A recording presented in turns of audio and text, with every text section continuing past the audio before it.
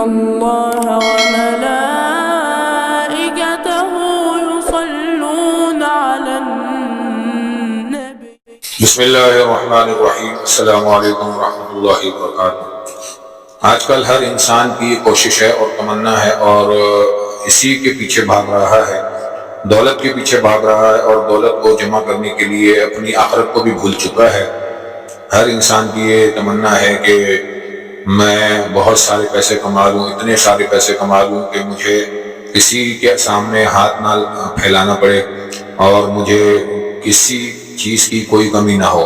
ہاں ٹھیک ہے، آپ دولت کمائیں مگر حلال طریقے سے، جائز طریقے سے، اللہ کو راضی کر کے، اللہ کو ناراض نہ کر کے، نبی کریم صلی اللہ علیہ وسلم کے طریقے کو اپنا کر۔ جتنی دولت آپ کما سکتے ہیں آپ کمائیں، منع نہیں ہے، اپنی آخرت کو سامنے رکھ کر۔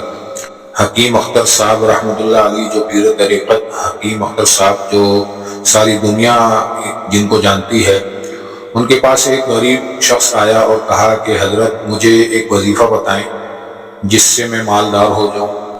حضرت نے جو وظیفہ ان کو بتایا وہ آج میں آپ کو بتانے والا ہوں، اور وہ چند مہینے کے بعد واپس حضرت جی کے پاس آیا اور کہا کہ حضرت جی آپ نے مجھ پر بہت بڑا احسان کیا ہے، وہ وظیفہ بتا کر اللہ تعالیٰ نے مجھے اتنی دولت دی ہے کہ میں سنبھال نہیں پا رہا۔ وہ وظیفہ کون سا تھا، کیا تھا، وہ میں آپ کو بتاتا ہوں۔ یا ناصرو یا عزیزو یا مغنی یا صمد، یا ناصرو یا عزیزو یا مغنی یا صمد، یا ناصرو یا عزیزو یا مغنی یا صمد۔ یہ وہ وظیفہ ہے جو حکیم اختر صاحب رحمۃ اللہ علیہ نے اس شخص کو بتایا تھا جو چند مہینے کے بعد آ کر یہ کہنے لگا کہ حضرت اللہ تعالیٰ نے مجھے اس وظیفے کی برکت سے اتنا نوازا ہے کہ میں سنبھال نہیں پا رہا۔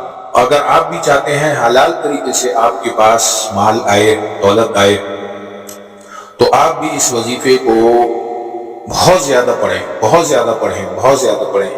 اگر آپ کو یہ ویڈیو اچھی لگی ہے تو ویڈیو کو لائک کریں، ہمارے یوٹیوب چینل کو سبسکرائب کریں تاکہ بعد میں آنے والی اسی طرح کی ویڈیو آپ کو سب سے پہلے مل سکے۔